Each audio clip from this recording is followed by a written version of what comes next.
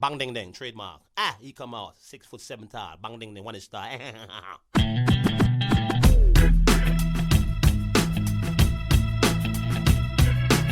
dong ding dong ding dong ding dong ding dong ding dong ding. It is a perfect day. Woke up to the sound of the garbage truck again. Upstairs neighbor's toilet's leaking on my head. Cars broke down, I missed the bus, there runs a 10. I had a feeling this was a day to stay in bed. I finally left my pad right on the jumbo's cloud roof. A police officer pulled out his gun and said, I said, sir, you got the wrong guy. I guess it's just a perfect day. It's just a perfect day. Na, na, na, na,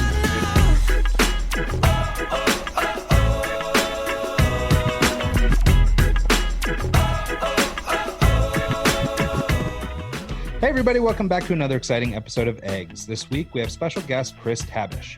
Chris is a Silicon Valley business professional and an active stand-up comedian, author of the book Comediology, which is all about how to be more effective and fulfilled in business by using comedy. He is also the co-founder of Venture West, a consulting company in Silicon Valley whose mission is to organize or help organizations create meaningful strategies and help bring them to reality. Venture West has worked with and helped many Fortune 500 companies like Kaiser Permanente, Cisco Systems, Veritas Software, Pete's Coffee, and more. Here to join us, live and direct here in the house, is our new friend Chris Tabish. In the house. That's right. Yeah, that's right. Yeah, no, for people who've been listening to the show but maybe not paying close attention, we ended up moving out of our office downtown. So we're doing a couple shows just here out of the house while we get relocated. And so Chris was kind enough to actually A, be in town for one, and B, come over to my place to do the show. So. Yeah, and trusting enough, it's like, hey, come to the basement. Yeah, right. Yeah, you brought your wallet, right? I mean, no reason. I'm just asking. So as soon as I chew through the ropes and we finish recording, can I go with? Yeah, if you can get out, you're free to go. That's the rule we have here. We may be creepy, but we do have standards. So Chris, well, first of all, why are you in Salt Lake? What's going on? Yeah, I'm originally from Salt Lake, and a couple of things. My buddy is having his 50th birthday party. And I also did a stand-up. I had a stand-up gig last night. Oh, did you really? Yeah. Crap! I wish I'd have known. I'd come down at Wise Guys or something. It was actually at the. It used to be called Lumpy's. It's a. Oh yeah. It's right that hatchet throwing thing, right? Next to Sky. Yeah, it's like 13 Thieves or Highland Drive. Yeah, it's right. Yeah. Oh, that's awesome. So they're starting shows in their basement. I like basements apparently. Yeah, clearly. God, this is becoming a thing. Yeah, right. Comediology and basements. Anyway, so we had a show. It was a really good time, and next time I'm out, I'll definitely let you know. Oh, that's awesome. Yeah, of course. God, we'd love to come support you. And also, we have some connections and past guests and stuff that are comedians that work the circuit around here, and maybe we can put you in touch with the right people to get you in different places or whatever you need. So, love it. Yeah, Brilliant. Feel free to Thank give you. us a shout. So cool. Well, so you come from this really diverse background. I think the stuff that we're most interested in actually is this comediology, because I think it's really interesting to try and, I guess, view business through this comedic lens, which I think is pretty innovative. But let's maybe start a little bit with some of your background and just sort of, get caught up to speed. How'd we get here? Yeah, I think, you mentioned comediology, and I think it's born from my background. I grew up in Salt Lake. I was educated in Salt Lake. I went to Silicon Valley, where I worked with large Fortune 500 companies. And, after so many years of working with these companies, you kind of feel like a stormtrooper. You don't really know why you're doing things, except somewhere in a back room, the evil, emperor said, "You must destroy these children and babies." Okay, well, it's like, I mean, you can only do so much of that. No, I totally relate. I'm working on a health insurance company right now. I can understand this. So. Yeah, and it's I think the old school, the old world is, people don't really need to know why they're doing something. They just need to do it, and they need to do it yesterday, or we're going to take them out of the coal mine. And we've kind of gotten past that. And so that was my life for a long time. It's funny, I still do the same thing. I still do in a consulting capacity, but it's transforming businesses. It might be implementing a computer system. It might be taking a process and re-engineering it. It might be helping to train people on a new system. It's doing the same thing, but it's doing it because I like to help people. I like to bring people joy. And that's kind of the fundamental aspect of Comediology is, really looking inward to what is it that you want to do in this world? Not necessarily what, but, Yeah. yeah. Well, and that makes sense. I mean, there's such a dichotomy in business, right? Because you've got your stuffy dudes in the suits and, sort of this old vision of what business used to be. And then now you have this alternative view that's the Mark Zuckerbergs and stuff like that, running around in their khakis and flip-flops. And so, but somewhere in the middle, I think lies this balance between expertise and understanding of business, but also this ability to share it and teach it. And I think that's where I think Comediology is really strong. Is everybody likes to laugh, everybody enjoys having a more positive discussion or a more entertaining discussion about this stuff. And if you have to sit and I don't know listen to dissertations all day, like it's not going to work for you. It seems like taking a comedic approach could be a really strong way to teach this type of subject matter. Yeah, and you nailed it. It's the balance. And when you think about how, at least I used to go about business, let's just say if somebody said, "Hey, I need an opinion on some sort of write up or some sort of what's happening in the industry." Well, I think the natural people lean to, "Oh, I need to look outside myself. I need to look at a Gartner report. I need to figure out what's going on in the industry, or I need to look at this microphone and see if it's working for me." Yeah. It's outside of yourself. And comedy, the cool thing about comedy is that it forces you to look inside yourself. It's like, if somebody tells you a joke, you don't need to look at the person next to you to say, "Well, is that funny?" Yeah. It comes from inside. And so that's that transforming of business. Like you've got something inside of you that you can, in addition to listening to the external factors, but you've got something inside to contribute. Yeah, no, and I think that that's a really good point because there is this, I mean, of course, we're sort of conditioned to, look to a boss or look to a manager or somebody for some kind of, leadership or guidance on different things. And there's probably a place for that. But again, if balance is going to be sort of our key word, there's also this internal trust or this internal mechanism. A lot of people just call it gut. But, there's this thing where we sometimes don't trust ourselves or we don't sort of believe in a whatever our thoughts are, or we're not sure, or we have a little trepidation, whatever. But with comedy, to your point, like it just bursts out of you. Like there's no stopping. It's totally, third eye lizard brain stuff. Like, I mean, whatever it is, it hits that funny bone and you don't have to ask around. You don't have to think about it. Well, I guess unless you don't get the joke. Yeah. But generally speaking, you'll have this sort of guttural or this quick reaction to it. And I think in business, a lot of times we have that same reaction to a situation or a scenario or something, but we don't act on it either because we don't trust ourselves or because we have been conditioned to look to somebody else to make the answers instead of, looking internally. So I think I think that's a really astute observation, this idea how, comedy relates to business. Yeah. And I'm glad I copied it off the kid next to me. So that's, but I think you're right. I think there is this, if you're present enough, I think a lot of times what happens too is we're thinking about what to say next, or we're thinking about what we did in the past. And, they're thinking about me this way or that way, instead of just on a comedy stage, you have to be present. I guarantee if you're thinking about your next joke or you're thinking about your last joke that bombed, you are not going to, the present moment is not going to be a good one. Right. If you're just present, even acknowledging like, "Whoa, I muffed up that joke," it frees people. It enlightens people to dance in the present moment. And that is, and then to your point about being able to see the comedy, to recognize the comedy, that's what comedy forces you to do, to be present, to be authentic, to like, well, I guess I am sort of being a knucklehead or whatever it is. Yeah, there's a certain honesty in comedy, and I think comics. I listen to a lot of the Joe Rogans of the world and stuff like that, and so I feel like I've got a little peek behind the veil of what comics do when they're hanging out at the club and stuff. And I think that they maybe sort of think of themselves as being unique in this space where they're free to be totally open and totally honest with one another. And I think you see people trying to bring that kind of characteristic into business, under the guise of like radical candor or things like this. But I think, sometimes they just don't get it, right? Like, I mean, being so honest that you're not being productive or that you're not being helpful or you're, hurting feelings or being abrasive isn't being just open and honest and having a clear dialogue about things. There's a different type of trust there, I think. There is. Yeah. And I think that's a really good point you're bringing up. I think that comedy comes in flavors, and we've seen them, Andrew Dice Clay, right? Sure. Funny comedian, but didn't last very long, right? A lot of times it's in your face. And actually, I think he's funny, but look at the people who really are long lasting and made an impression on society more so, like Robin Williams. Even Joe Rogan, like he looks at himself. It's the self-deprecation. It's the intention to say, hey, I'm not perfect. Oh my gosh, this is a wreck. People love that. People, once you're open and like, I'm vulnerable and I'm human, then the other person is willing to say, well, I'm human too.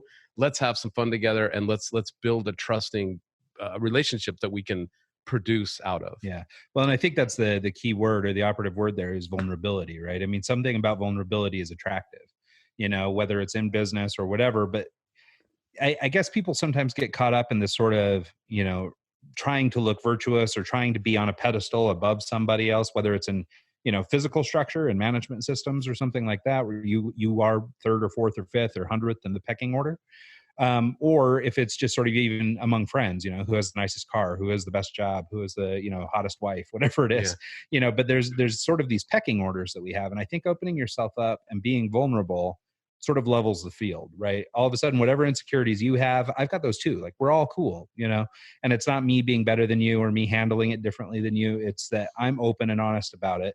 So you don't need to be concerned. Like, we're cool. And I think that as a manager, that does a really good job of sort of, opening the door and allowing trust between the people that you're leading and the people who are following, and sort of puts everybody in the same room, or makes it easier to have those conversations anyway. Yeah. And the other thing about comedy, as you talk about the competition of it, is it the pecking order?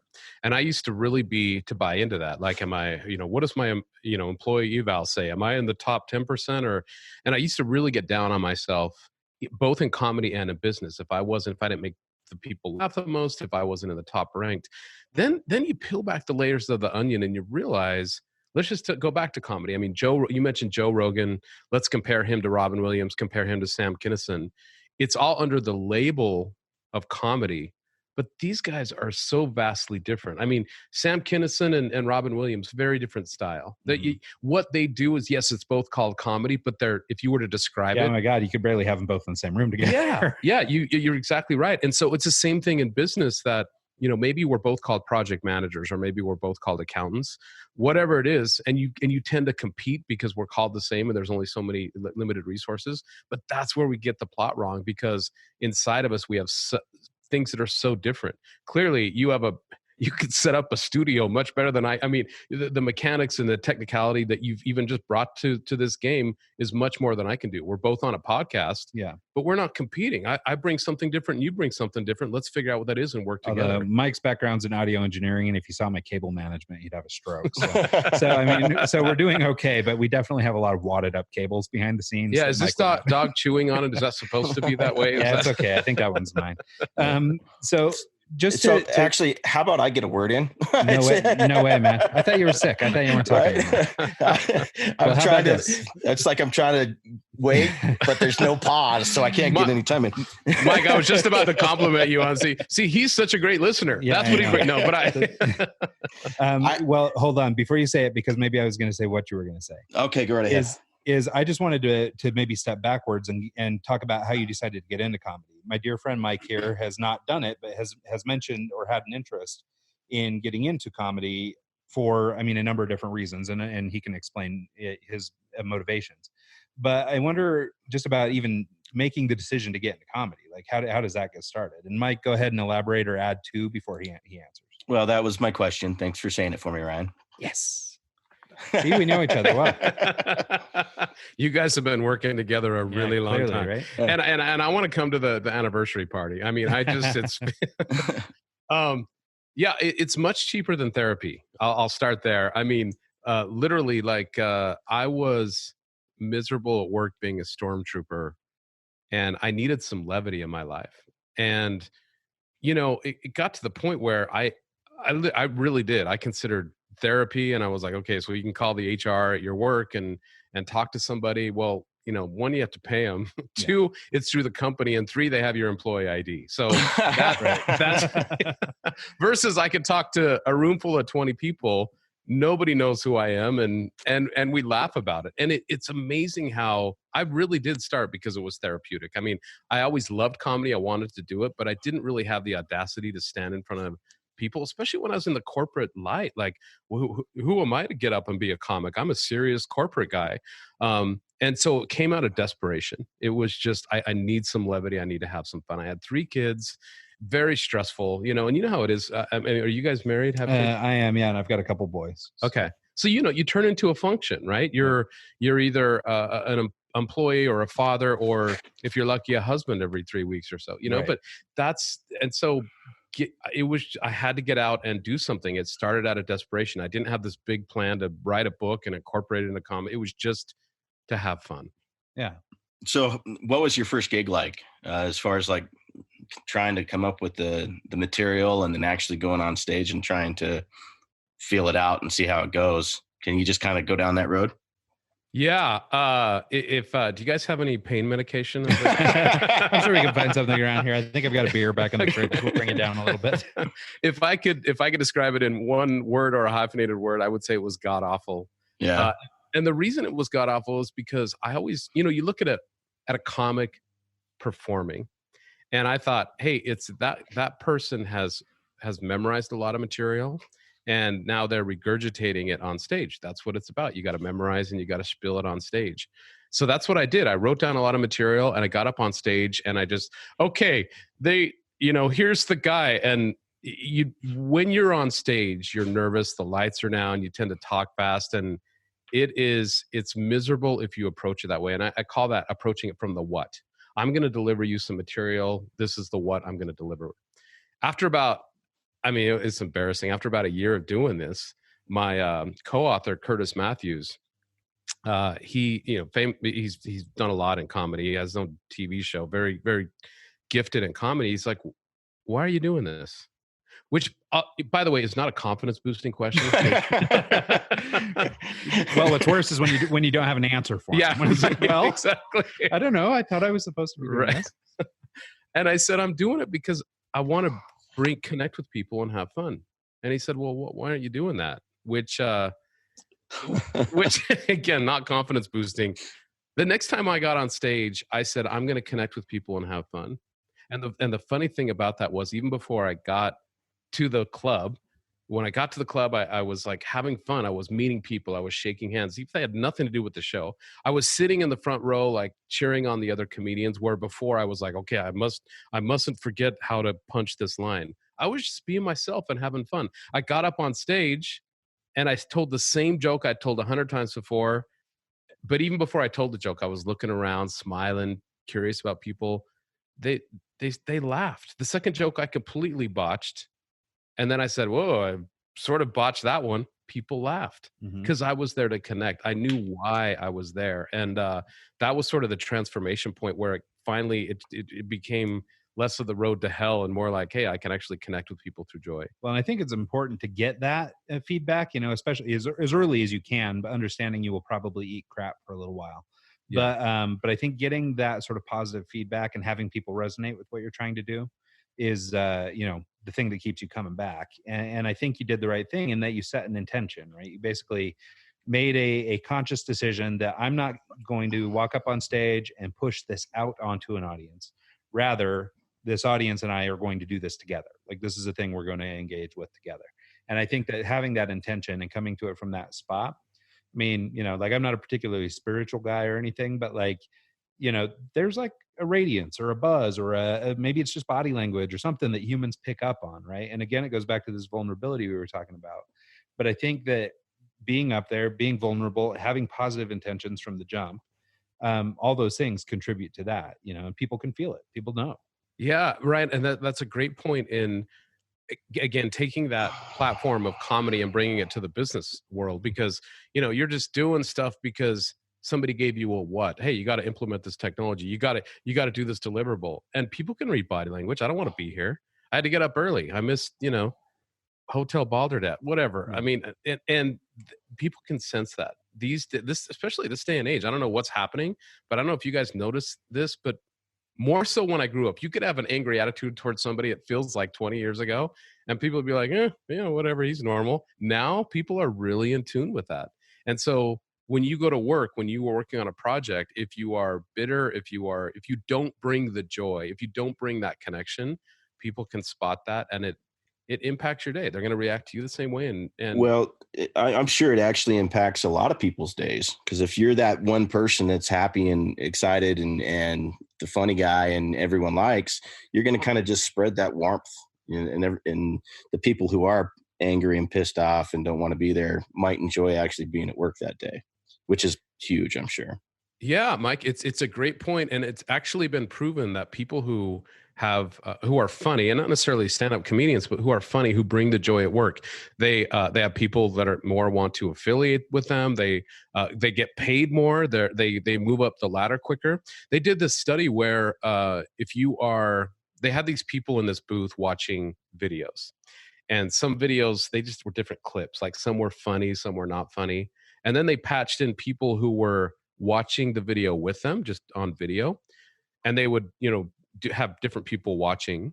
Some people would laugh at when they laughed, some people didn't. And at the end they said, well, all right, of those people who watched the video with you, which ones did you like? And they're like, undoubtedly the people that laughed with them, they think the same way I do.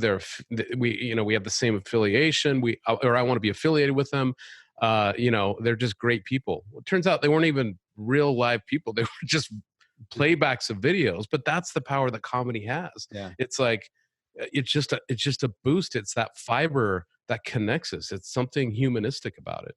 Yeah, and I think it's that sort of tribal thing, right? I mean, like we're all looking for people or groups or whatever to sort of belong to, right? And so if you can just sort of quickly glance at somebody who laughed at the same joke you did, you might be able to make some judgment calls about sensibilities, or you may be able to say, okay, well, that person and I have this in common. We sort of think this kind of thing's funny or whatever.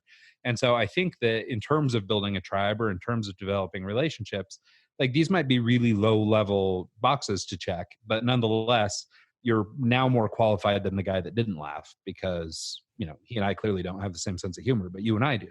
So check that box. Now we'll move on to the next step in developing a relationship. But nonetheless, this ability to see how people behave and how they act, and be able to sort of relate or not relate, I think is what the whole thing really is. It's all these relationships are just block building. And, the more of those little blocks we can add, the better, or further along that relationship will go. Yeah, Ryan, and I like the way that you said that, low level boxes, because people often, because of that, people dismiss it. And like, it's comedy. How can you use that in an office environment? But if you think about it from you could define the game in many ways. A lot of people might define it in terms of, hey, we're all here to move up the hierarchy and make the most money. He who dies with the most toys wins, kind of thing. Mm-hmm. But if you think about it, we are connected. We are a connected human phenomena, right? And there's certain things that connect us, certain human things, and like we talked about, it's comedy, it's art, it's sports. There are a few things that we just they're like guttural and we just connect. But once you have that connection, once you can build that connection with other people, boy, what a force, because nobody does anything by themselves. They need that connection. And like I said, you just kind of take it for, we laughed at the same thing. But the next time I want to go and I want to trust somebody with my idea and get some momentum or need some help, or have my friend pick up a battery and deliver it to me. Sorry, I don't know if we recorded that. No, Ryan got stuck in the middle of nowhere. Mike came and delivered a battery, and I bet you guys laughed a lot. I think there's an episode where we went pretty hard on BMW. Okay. So I think we've had that discussion. So, Chris, can you tell us about the process of writing the book, what it was like working with Curtis, how far into your comedian career before you actually started writing it? Because if you only started writing it a year out, and I don't know if you're that credible. Yeah.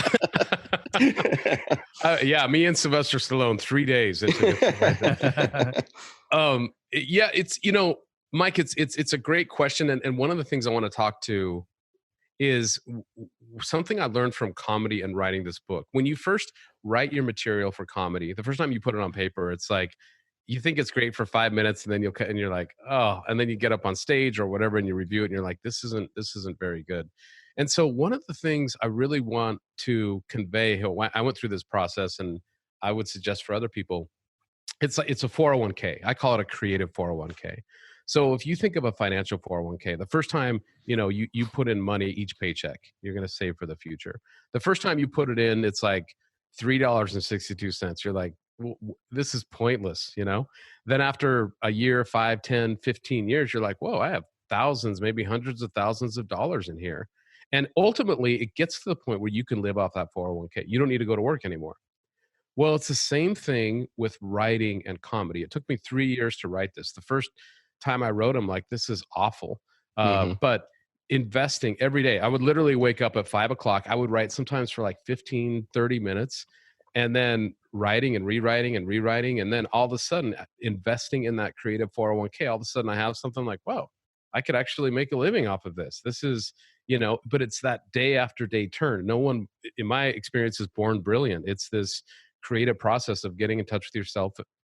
And kind of building on that. No, I think it's a really great point, because I think that we're sort of conditioned by sort of Instagram and social media and things like this to have sort of this, I don't know, instant gratification thing, right? Where we see somebody, and I mean, every picture in my Instagram feed is somebody on a beach or somebody on a yacht or in their Lamborghini or whatever. Everybody's on the best day of their life. And so meanwhile, I'm getting snowed on. It's cold. I'm, having, dealing with my own struggles. And then you look at that and you go, God, well, what am I doing wrong? How come life's going this way for me? Meanwhile, these 20 somethings get to hang out on yachts all day. What's going on? And I think that we're sort of conditioned into that by just what's happening in society. And so I think it's really great to hear stories of sort of the struggle and the grind, because I mean, the more we interview people on this show, and Mike, you can jump in if you agree or don't, I guess. Feel free to agree or not agree with me. I don't even know what you're going to say. Feel free to say a word. What was the question? But the more we talk to people, the more we find that this is the truth, right? Is that nothing comes easy. And even though these are cliches that everyone's dad or mom or grandma or whomever told them, the reality is no, nothing comes easy. It all comes by way of long-term grind. And, it's, like you say, it's daily writing or very frequent writing that made you a competent writer, that made you become more in tune with the way you write comedy, for example, or the way that you put together things. Like you can't just come out the box understanding how to do everything, but you also had to stick with it long enough to get it done. Yeah. And so I think it's really important to hear those kinds of stories for our listeners, because I think that just, especially for the young entrepreneurs and people like that who listen, everybody's expecting sort of, this big moment where all of a sudden they're in the middle of this huge IPO or somebody's trying to come buy them out. And, like that doesn't happen without the grind. All we ever hear on social media is, oh, Facebook got bought for X number of billions or whatever. But, what about the last 15 years? We don't talk about that. It's, I wish I could remember who it was. Maybe it was Marcus, actually, the comedian Marcus that came on our show. He was talking about, the 10-year overnight success, he finally hit and everybody noticed or whatever, but it took 10 years of grind. Just nobody sees that stuff. So we don't talk about that, So, and I think Instagram and these other, get, instant sort of satisfaction type platforms, even just like local news or CNN or whatever, like everything is handled in such a way that you don't see any of the preamble, you just see the end result. And I think that, for especially young people growing up who maybe haven't been grinding for 20 years, it's really difficult to understand that this really is just the way. Like there is no shortcut. Yeah, I think there is that complete disillusion that you see something and it's an overnight success and they were just born lucky or fortunate.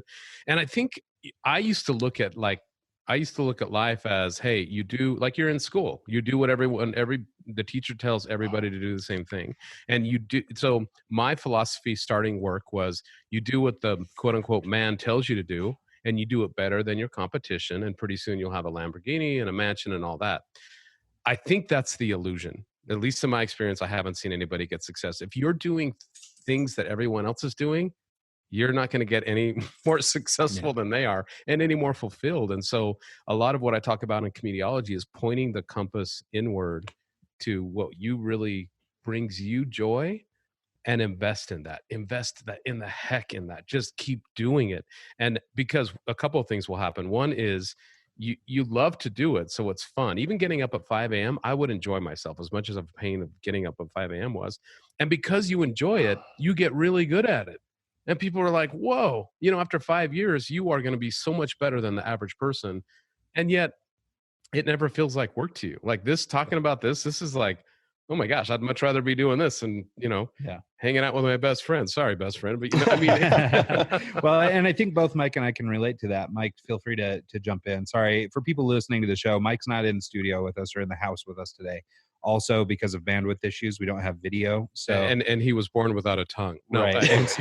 And so we're sort of talking over him because both Chris and I are in the same room, but Mike isn't. So yeah. Mike, feel free to jump in. Sorry, and I know you're trying not to step on us, but feel free to step on us because I don't want you to be totally ruled out of the conversation. No, it's totally fine. I'm enjoying the conversation. Continue. So anyway, what were you going to say? I don't know. I took that tangent. Now I don't remember. Yeah.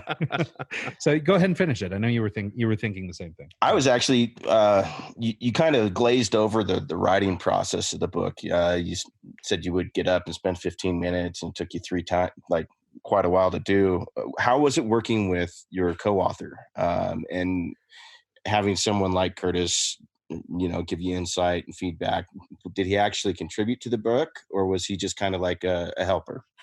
Oh yeah. So Curtis Matthews, just a little bit about this. This actually kind of talks to the point of using our different strengths. I'm definitely more of a steady Eddie kind of guy. Like every day at 5, I'm doing the book.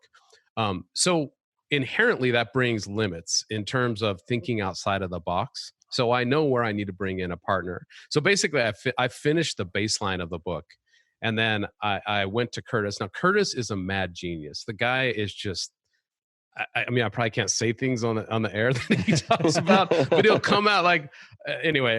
And so what I said, hey, Curtis, we really need to punch these things up. I need to, I've got the points in there. I really want to emphasize, but I need to have some pizzazz. So he took it and he then punched up the material. So a 3-year process, he did his process in about 2 months and we collaborated quite a bit. Do you think this is funny? Is it too much, et cetera? And so it was a collaboration towards the end, but that's how we worked best together. If I were to get Curtis on a call every day, we would end up strangling each other. So, sure. But yeah, it's where we fit. And so I hope that answers the question, Mike. Yeah. I'm just always curious about the creative process and how, working with other people, especially on something like a book, it's got to be really hard to kind of just come to the conclusion of the final product. I've thought about going down that road and I've actually started twice and I can never seem to get past the first chapter. I've got like a really good idea that I want to write about, but I get into it and then I get into my own head and then I never actually progress with it. Like I have the eternal writer's block. Yeah. Well, and I think I experienced that. I know exactly what you're talking about. I literally experience that on a daily basis. So here, if I could offer you anything about writing, and in fact, this is a recommendation from comedy, and this is one thing that comedy helps in professionals. It's a process called ranting. So what you do is it's better if you write it. If you can type it, but there's magical about writing. I used to type my sets. I will write them because there's something magic that happens when you put your physical hand to a pen to paper. Anyway, what you do for 30 minutes, all you do is write, and you don't stop yourself. If it's just top of mind to the paper.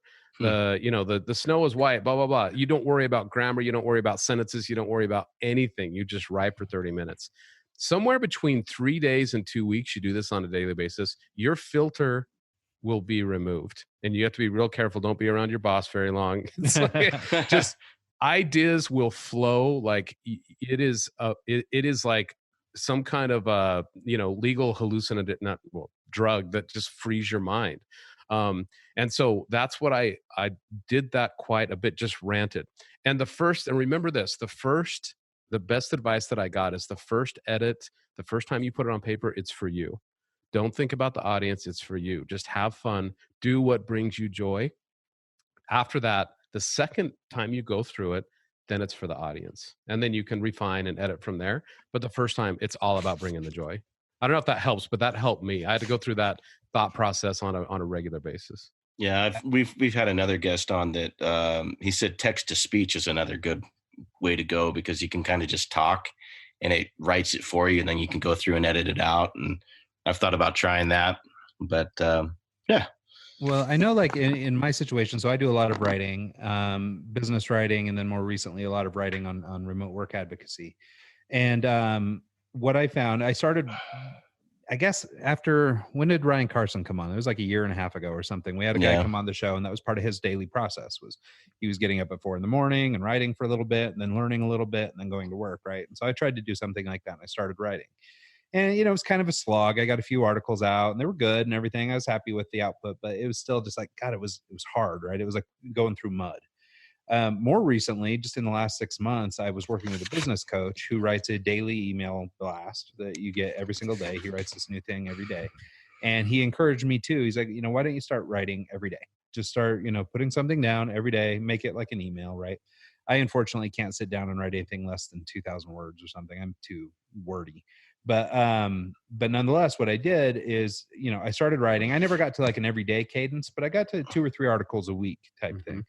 And what I found is that writing 2 or 3 articles a week is infinitely better than infinitely easier than writing 1 article a month. And so, because for me anyway, like you start to develop that habit, you start to get into mode, you know? And so, and actually I'm really frustrated right now because the last article I put out was January 3rd. And, you know, just for work purposes, I've been really tied up and haven't been able to work on writing in the last couple of weeks. And so now I'm like itching, but now when I try and sit down and write, it's like, it's that slog again. It's, you know, back through the mud.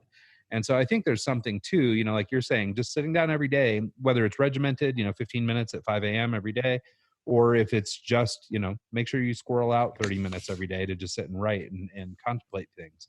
I think that scratching that itch or getting into that mode every day, you know, will allow you to then unlock whatever it is that's keeping you from being able to write. So like in Mike's situation, you know, he sat down to do these things because he's motivated and wants to get this idea on paper. But if he was writing every day, it would become progressively easier probably versus the start and stop every 6 months kind of thing. Yeah, exactly. And I think I also, I don't know, I think different people work differently. For example, I'll write for Comediology. Comediology is a little bit more business centric than is stand-up comedy. So I'll be like, I'll write for a while, and then I get bored with too much of that. Then I'll have to go to stand-up. And so every day I'll write stand-up and do funny stuff, and it can be more irreverent and, you know, the stuff you would say after people have 3 drinks. Right. And then I'll kind of like, and I can kind of weave back and forth. That helps me as well, is to, you know, it's just, I guess it's comparable to doing a workout. Like if people like to run every day, they probably get bored with running. Okay, well, let's do something, let's do weights or whatever. But it tends, just that different thinking helps me also keep bringing it fresh and motivated. Yeah, I think that's a nice metaphor. Just, you know, I mean, if it's arm day every day, you'll have huge arms, but they're going to look ridiculous. Let's go play some slot machines. Yeah, right. So, but yeah, if you never work those legs, you know, you're off balance. You're not sort of, proportional. Yeah. And so I think that's a really good metaphor for being able to sort of jump around a little bit. And you know, Mike and I mean, Mike knows we are so diverse in the many things that we're always trying to dabble in. I mean, he and I have started hundreds of things together. And so most of them haven't amounted to much, but I mean, you know, but the point is we're very interested in very, you know, a wide number of things. And so, you know, we both just have beer bellies from it. But I think it's I mean, it's not balanced. Speak for yourself, buddy. But yeah, you've been trimming down a little bit. Mike has the luxury of not being on site, so he that's right. I got a 6-pack. Yeah, I'm ripped. As far as Chris knows, he's a you know an Adonis over here. Yeah. So my 6-pack's in the fridge. So no, but I will give Mike kudos. He has been losing weight. He's been trimming down. He likes to cook, and he's an awesome cook, and so he eats awesome food. Yeah. So I'm jealous. Hey, Mike, nothing like getting motivated. What's your book about? Oh. I have a few different I don't know. I don't really want to go into it on here right now, but I'll go on to I'll tell you a little bit about it off air. Is that okay? I really like. Yeah. No, I want to start the motivation, because as soon as you start to talk about it, it builds power. And hey, Mike, you were talking. I want to read more about it. You know, so all of a sudden, it's up to you. I'm happy to hear about it either way. like it's called Losing My Religion. And I want to talk about the process of me. Like I don't, it's a long story, and it's kind of personal, and I've started it 2 or 3 times, and I've got a lot written, but when I go to actually try and I think it's more just kind of like the cheap therapy getting on stage for you. It's the same thing for me. Yeah. And it literally religion. I mean, is this, I won't mention it by name, but yeah, it's the one you're thinking of. Yeah. It's in this. I didn't know you were Buddhist, but yeah, yeah, it's in this neck of the woods. Yeah. But you know what? I think though, a nice segue to come off of that is, one of the things that, you've spent a lot of time doing, Chris, is, sort of learning to feel or learning to listen to yourself, and we've talked about this a little bit just earlier on, when you were talking about, this rat race that you were working in. And then all of a sudden you said, wait, I got to look internally. I got to look inside. And I think that, even though it seems like something we can say sort of flippantly, like, oh yeah, I decided to just kind of check myself out and, finally do what was right for me. Like, I think it takes a lot of work to get to that decision, and Yeah. so, and I mean, you can hear like what Mike is wrestling with, right? I mean, there's clearly like this emotional connection. He's trying to sort of work through something and, ultimately be happier on the other end of this. Right.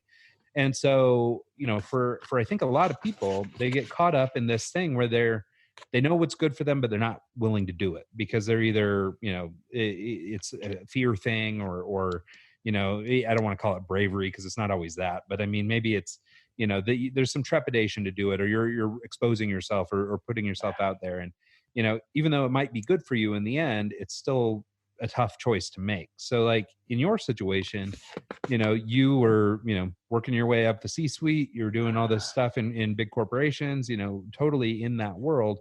Yet you still said, oh, I've got to figure out how to make myself happy. And what, can you talk at all about sort of what allowed you to be, I guess inward or introspective enough to actually see that now was time for me to pivot, but B, also what was it that you had built up in yourself that allowed it to happen? Like what had you hit a wall and you were forced into it? Like in my case, I went to work for myself because I got laid off.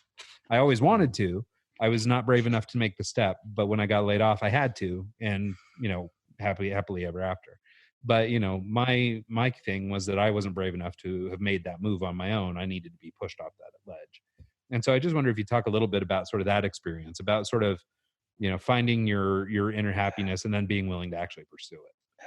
Yeah, I think I used to listen to conversations or books or inspirational stories and think, wow, exactly, Ryan, like they made their pivot. And I think that's wrong. I don't think it is a pivot. At least it wasn't for me and what I've observed. I think it's more like a concentric circle. Mine started out of desperation. Sounds very similar to yours did. Mine started actually with the realization, well, I was miserable at work. I came home, there was a big crack in the door. My wife had slammed. I thought the kids had. I'm like, who broke the door?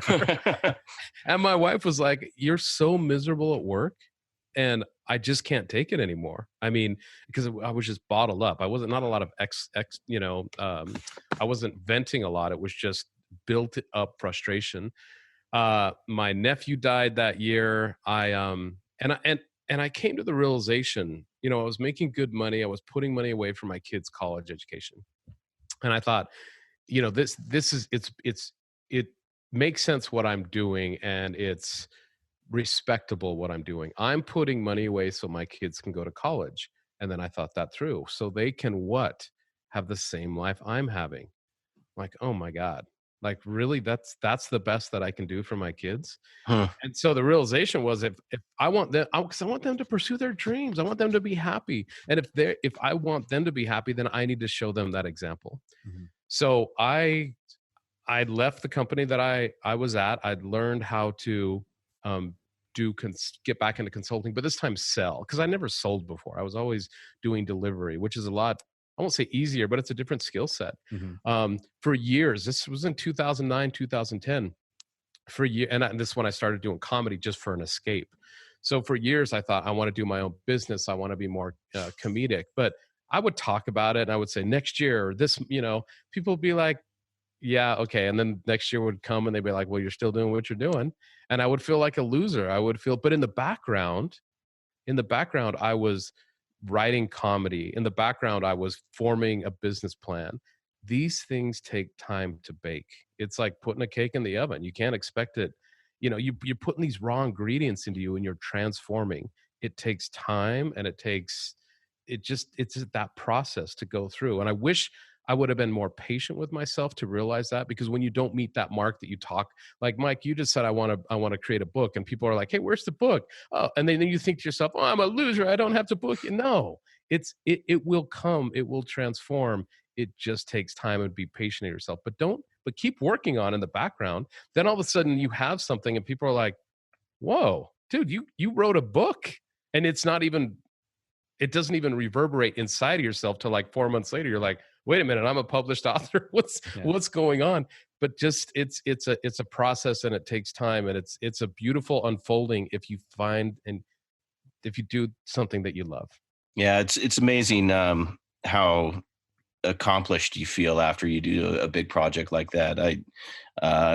Ryan can attest to this, but I've been working on this big rock wall and landscaping project for about 4 years now, and I'm 100 feet. I've got like 50 feet left on the flagstone to do, and I'm done. And it's like that last 50 feet. It's like I've been kind of almost not working as hard, because it's like, what am I going to do next? I don't want to finish this. What I'm going to do? But that's a great story. You love it. It brings you joy. Yeah. And it's been funny watching Mike go through this process with this rock wall. It's kind of funny because it's a little out of left field. Has nothing to do with the work he does, has nothing to do with anything. But I think there's something real and tangible about going out and working with your hands. Yeah. And, building this thing and having something left. And, and the metaphor could be a book or a website or a business or a relationship with a spouse or, whatever. It could be anything.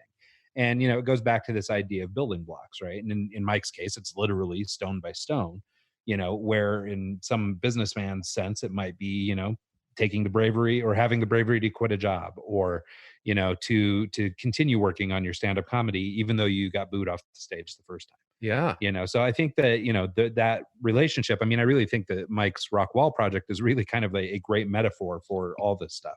It's funny, like so we just bought the house that we're in right now last summer. So this is our first winter in the house.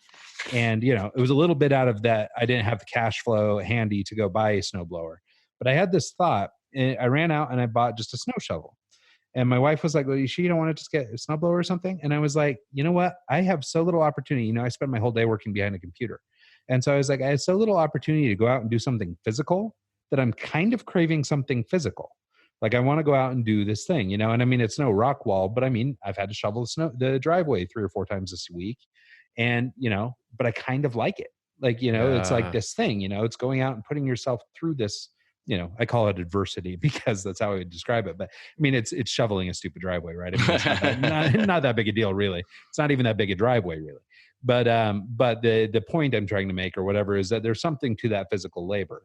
And in Mike's situation with this rock wall, like he says, it's been going on for a long time. And I think there is that moment where people, get most of the way done with their book, and then they look for any reason to not, publish, or they get most of the way on that new project and then look for any reason to not make themselves vulnerable and put it out there for people to judge.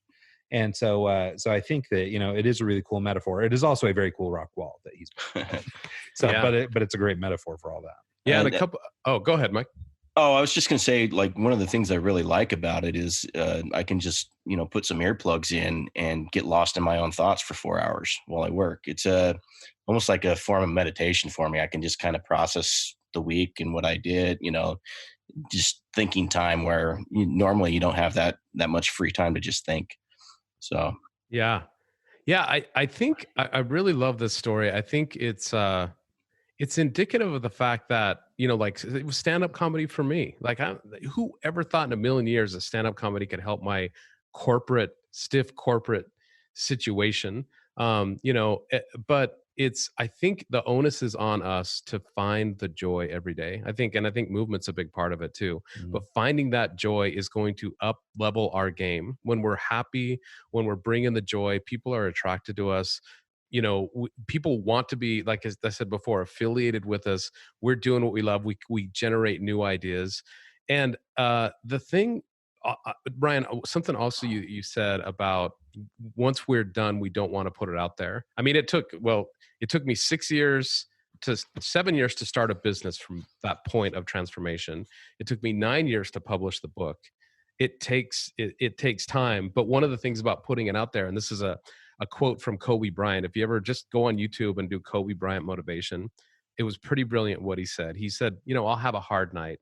He goes, I'll go out there and I'll like just muff it. I just don't make the shots. And especially, that he recently passed, it really kind of sticks with me. Then he stops and he goes, wait a minute, get over yourself. You're not that big of a deal. He goes, because then once you get over yourself, then you can start, well, why wasn't it a good shot? How can I improve? Until you get to that place, you're stuck in a state of analyzing yourself. And I think, as the same thing with publishing a book, get over yourself. It's not about you. It's about the message that you're sending. It's about those people you're going to help. Because once you start thinking about that, then it's like, oh yeah, I'm just a catalyst. I mean, those people need that message. Sorry, Michael, go back to you, losing your religion. I might think there might be a few people in this area that might be feeling the same way. Just my guess. I don't know. Well, I just have one of those very unique stories, that Mormon missionary comes back, becomes a concert promoter, becomes a DJ, does all this. It's like there's a lot of stuff that I've been through that's a little different than most. And I think my story would be kind of interesting. And, I've like I've said, I've started 3 or 4 times and I've got a lot written, but it's just, do I actually want to publish this, or is it just me trying to get my thoughts on paper? Yeah. So, yeah. And regardless, I mean, I think whether it's for you or whether you tangibly release it, my guess is that the message would probably resonate and help somebody else, which yeah. You seem like a guy who would want to do that, obviously this podcast and what you guys do. Yeah. I think that's so true. And I mean, I understand, just the cultural and familial and other implications of some of the stuff Mike's trying to move through. So I can look at it and recognize why this isn't a snap decision, like why it's something that takes some time to work through. But I think that, whether it is journaling or whether it becomes a book or whatever, there is a lot of evidence to support that just getting stuff out of your head. And, like you mentioned earlier, the putting hand to paper, something about that step of almost, you use the term magic, but I mean, it's almost as if you're literally pulling it from your brain and putting it on that piece of paper. It's like giving yourself permission to move on. Yeah. And so I think it's a really strong thing. So whether Mike ends up with a published book or just a great journal, or just, a series of thoughts, I mean, nonetheless, I think it's all super valuable. And, it's something that helps people move forward. And of course, the version of this that scales up and really? Slasher, come on, buddy. I got something to say too. Wow. Guys, that's pretty impressive. There are 2 dogs here. Mike isn't in the studio and he could recognize the bark from the specific dog. Yeah. Stinking animals. The problem. Last time me and Mike did one of these from the house, they were going in and out the dog door like crazy. Now they've decided to wrestle. So, but we think it adds a level of authenticity. We're opening ourselves up and bringing people right into the house. So, well, no, I think that there's some really good things that we've covered, and we're starting to get to the end of this. But I think maybe if we can talk just a little bit more about, I guess, sort of this trust, or this. I guess it is like a trust in self, this willingness to go out and do these things. I mean, I think we've stumbled across this idea or this pain point that people run into, whether it's in business or it's in your book or wherever, where you get near the end and then you don't want to finish up. You don't want to wrap this up. And I think, some of it could be insecurity. Some of it could be, just you not. You calling me insecure? Oh yeah, I keep forgetting he's here. He only does that when you're outside, by the way, Mike. No, but I wonder if you had any thoughts about sort of rounding that corner. How do we round third and get home? Yeah, I quote this in the book, and I would love. Sorry, I'm stalling for time because I'm trying to get this exact quote that really resonated with me. It's from Marianne Williamson. it's funny. She actually, I quoted her in the book, and I asked her. So Marianne Williamson actually was a presidential candidate, but I didn't know she. I mean, this was like a few years ago when I wrote the book. I had no idea she was going to be a presidential candidate. I just really liked this quote, and I asked her, and she's like, "Yeah, here's the quote. Use it, whatever." And then all of a sudden, she's like presidential candidate. But it never ceases to amaze me how much people want to help you when they sense your passion and sincerity. I just want to shout out. I thought that was pretty cool. This quote right here really struck me deeply, and it's all about how turning the corner. So maybe you guys have heard this. I don't know if anyone's quoted. I hope this isn't too campy. But No. I think this is great. So it says, "Our deepest fear is not that we are inadequate. Our deepest fear is that we are powerful beyond measure.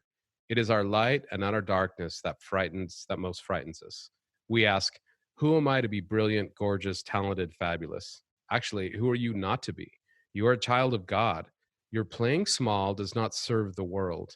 There is nothing enlightened about shrinking so that other people won't feel insecure around you. We are all meant to shine as children do. We were born to make manifest the glory of God that is within us. It's not just some of us, it's in everyone. And as we let our own light shine, we unconsciously give other people permission to do the same. As we are liberated from our own fear, our presence automatically liberates others." And listening to that, it's like, oh my God, like, again, where the message it isn't for me. It isn't so I can be famous and make a lot of money. It's people are feeling as trapped and insecure and just beaten down and miserable as I was. And I have an opportunity to do something. And that you talk about, whoa, that's some pressure, but in a positive way. I want to liberate others as I've been liberated. That's what helped me turn the corner. And it wasn't a day thing. It was a process, but just believing in that I could actually help others through what I was going through. Nice. Well, yeah, I mean, I don't think we're going to get any better than that out of this group of guys. Right. So maybe we'll call it a wrap on that, mic drop moment. Not you, Mike, the other Mike. Yeah. But no, I think that's really important thought, because I think that is one of the things that people get hung up on, and not to go full circle on my theories about Instagram and stuff, but I mean, it's, this insecurity that, how come that person gets this and I don't, or how, like there's this comparison that's going on where you're busy trying to, I want that life. How come they've got it and I don't? And therefore, if I don't have it, mine is worse. And so somehow, you get stuck in moments where you're just not satisfied with the life you're living, or you're not, working on making things better because, it's a foregone conclusion that it can't be better. Right. And so this idea, that you can't really grab life by the horns and do whatever you want with it is, sort of pervasive in people. And I think it's really important that they understand that no, you can't do what you want. And I get it. Maybe some people in third world nations or whatever, I mean, but we're pretty blessed in this country where just about anybody can pull themselves up in any myriad of ways. And so I think it's, a really good thing to go out on this quote. So thanks for sharing that. Yeah, of course. And it's such a joy to be here with you guys. I mean, my hometown, Salt Lake, I've done a lot of podcasts, never one in my hometown. And so I'm really honored to be here. You guys have been so great. That's great. Well, yeah, maybe next time you're through and if you've got a show here in town or whatever, you're just coming through. Let's do it again when Mike's not ill and he can be here in person. So he can get a word in edgewise. Wish I could have been there to actually shake your hand. Yeah, not today. Sorry, Mike. But if it'll make you feel better, just put in the Zoom chat, just put like a little handshake emoji. A little emoji. Boom. And we'll know what you mean. So cool. Well, no, I'll definitely love to meet you guys, Mike, in person, and have you guys for a comedy show when I'm in town. Oh, that'd be amazing. Yeah, we'd love it. So once again, our guest was Chris Tabish. Chris, why don't you tell people where they can find out more about you, the book, your consulting practice, etc. Absolutely. So you can find me on Comediology.com. The book is on Amazon. It's on Audible. And just reach out to me. I'm pretty responsive. Love to hear from listeners. I'm on LinkedIn as well. So look forward to hearing from you guys. Any feedback you have, always appreciate it. That's awesome.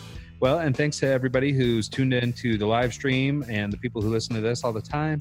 We're really grateful for that. And, feel free to share the good word, let people know about the show.